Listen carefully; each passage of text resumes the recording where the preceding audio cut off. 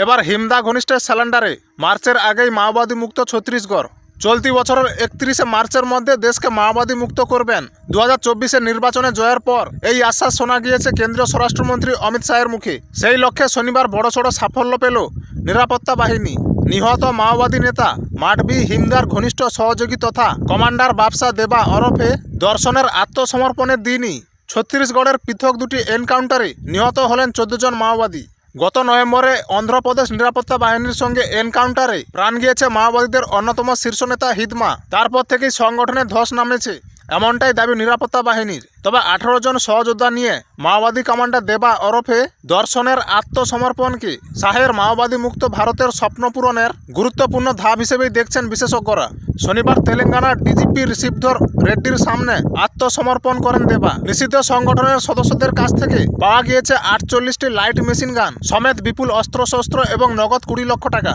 48 বছরের দেবা এবং হিদমা দুজনেই ছিলেন ছত্তিশগড়ের সুকমা পুগতি গ্রামের বাসিন্দা। 2000 সালে দণ্ডকারণ্য আদিবাসী কিষাণ মাজদুর সংঘর সদস্য হন দেবা। সেখান থেকে 2003 সালে মাওবাদী আন্দোলনে যোগদান। তৃণমূল স্তরের কর্মী থেকে মাওবাদীদের সবচেয়ে দুর্ধর্ষ শাখা 1 নম্বর ব্যাটালিয়ন কমান্ডার পদে উত্থান।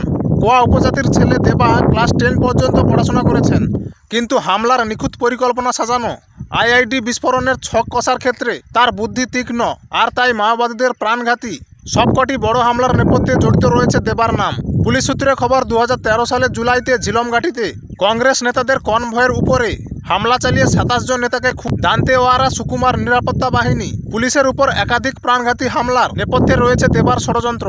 পুলিশ ও সাধারণ মানুষকে মিলিয়ে কমপক্ষে 121 জনের অভিযোগ রয়েছে দেবার নামে। আর তাই মোস্ট ওয়ান্টেড দেবার মাথার দাম ঘোষিত হয়েছিল প্রায় 1 কোটি টাকা। এর মধ্যে ছত্তিশগড়ের পুলিশ ঘোষণা করেছিল 50 লক্ষ টাকার পুরস্কার মূল্য। তেলেঙ্গানা পুলিশের তরফ থেকে মাথার দাম ছিল 25 লক্ষ টাকা।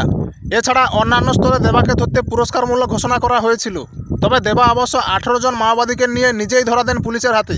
সূত্রের খবর, ছত্তিশগড়ের উপমুখ্যমন্ত্রী বিজয় শর্মা কয়েকদিন আগে হিমদা ও দেবার পরিবারের সঙ্গে দেখা করেছিলেন। দেবার পরিবারকে উপমুখ্যমন্ত্রী বোঝান, হিমদা আত্মসমর্পণ করেনি বলেই পুলিশের গুলিতে তাকে মরতে হয়েছে। দেবা আত্মসমর্পণ করলে তার পুনর্বাসনের ব্যবস্থা করবে সরকার। সূত্রের খবর, পরিবারের চাপেই শেষ পর্যন্ত আত্মসমর্পণ করতে বাধ্য হয়েছে দেবা।